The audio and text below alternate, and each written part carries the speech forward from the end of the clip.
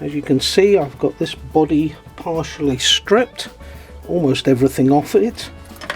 There is a few little parts that I haven't removed. I didn't think it necessary. At the moment I've got the main body sat in a little bucket of gunk just to try and give it a clean over and get rid of some of the oil and dirt that's on the outside of it. There are some little pieces inside which need cleaning. I'm not quite sure how I can get in there to clean that out. I could do with something like either cotton buds, maybe a smaller brush than the toothbrush, the old toothbrush I've been using. There's always so little air lines various places about the carb. That's not an airline. A couple of little jets there that all need to be cleaned through. Right, to the point. That's the main jet, that's the idle jet, that's where the valve sits to allow fuel into the bowl, and that is, I don't know.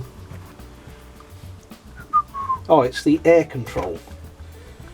Right, so that allows the air mix in, and as I look at it, at the bottom there, very hard to spot, there are 3 little holes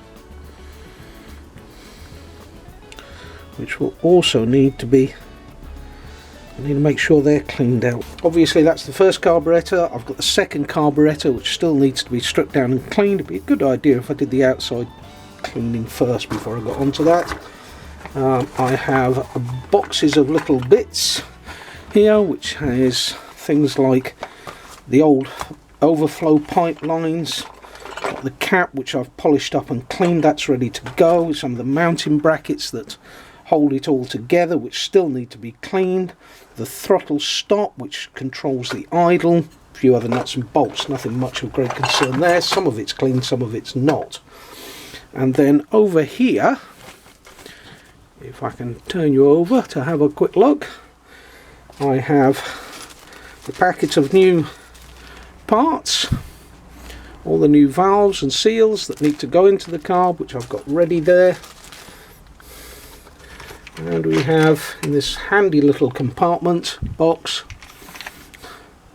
all the components, the butterflies, the butterfly controls, the return springs, nuts and bolts, the jets which I'm going to replace anyway, and the central throttle control arm.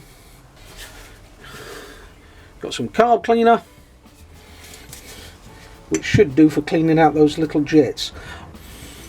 Slide with needle, which of course I've done already. That's all nice and clean, ready to use. Float bowl,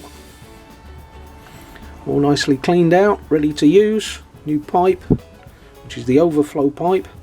Obviously if the fuel gets too high, it goes down this pipe and away onto the road. No longer legal apparently because of emissions regulations. You shouldn't just be dumping fuel onto the road, but it was perfectly acceptable for its day.